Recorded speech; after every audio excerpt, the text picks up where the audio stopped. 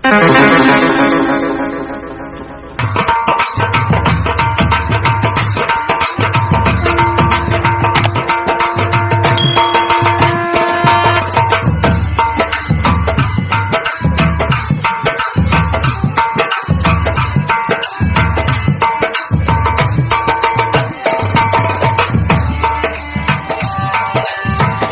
सिया राम।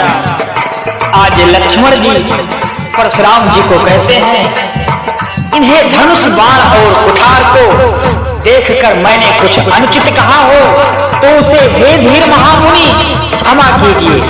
यह सुनकर भृगवंश मणि परशुराम जी क्रोध के साथ गंभीर वाणी बोले, कौशिक सुना हूं मंदु यहाँ बालक, कुटिल काल बस निज कुल धालक, भानुवासरा केस कलंकु निपाटा निराकुशा अबुधाय साकु। परशुराम जी कहते हैं, हे विश्वामित्र सुनो, यह बालक बड़ा कुबुद्धि और कुटिल है।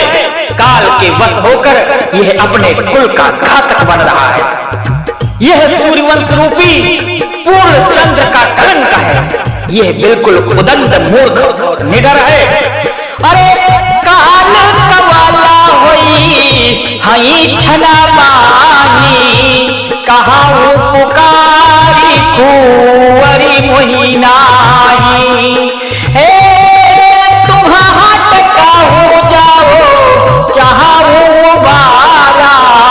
कही प्रताप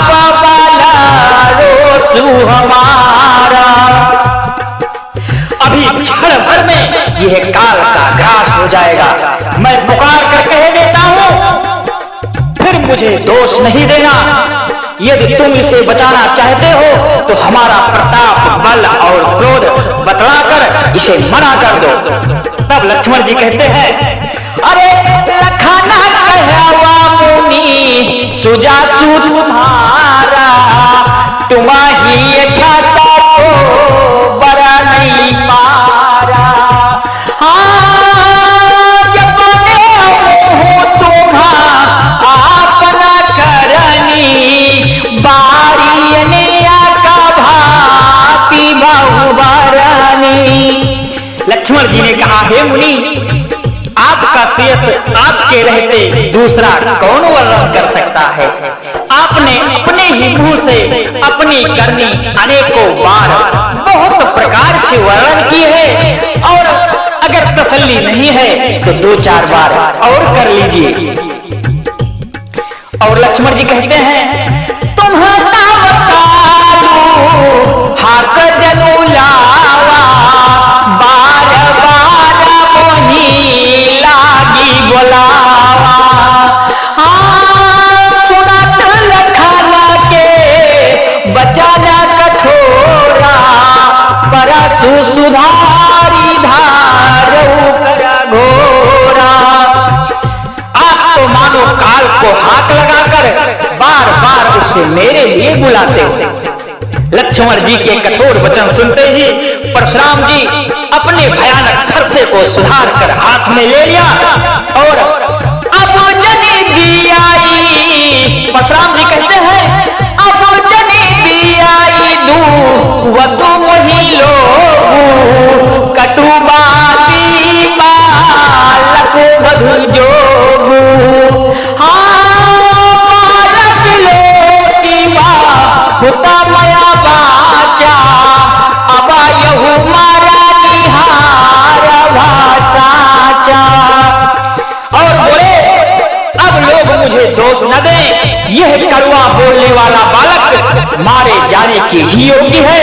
इस बालक को देखकर मैंने बहुत बचाया, पर अब यह सचमुच मरने को ही आ गया है। तब विश्वामित्र जी कहते हैं, मऊय बरादो बाल दुआसा गुना गनाही न साधु। खरा कुठारू माया अकुरना तो ही आगे आया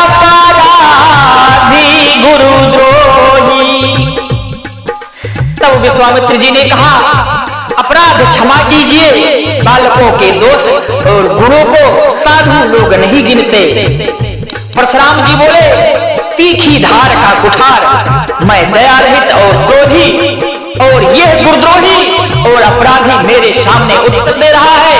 इसे हम कठोर कतार से थोड़े से ही परिश्रम से गुरु के ऋण से मुक्त कर दूंगा। तब लक्ष्मण जी कहते हैं, कहो लखना मुनि सीलो तुम्हारा, को नहीं जाना विदित संसारा। मातो पिता ही हूँ ऋण भयनी के, गुरु ऋणु राखो वचु बड़ा जी के। तब लक्ष्मण जी ने कहा, हे मुनि, आपके सील को कौन नहीं जानता है, वो संसार भर में प्रसिद्ध है। आप माता पिता से तो अच्छी तरह ऋण हो ही गए थे, अब गुरु का ऋण रहा जिसका जी में बड़ा सोच लगा है। तो फिर सुनो, अरे सोचनो हमारे ही माथे काढ़ा, और दिन चली गए ब्याज बड़बाड़ा, और हरिया बोली तुरंत दिया वो माया थयाली खोली।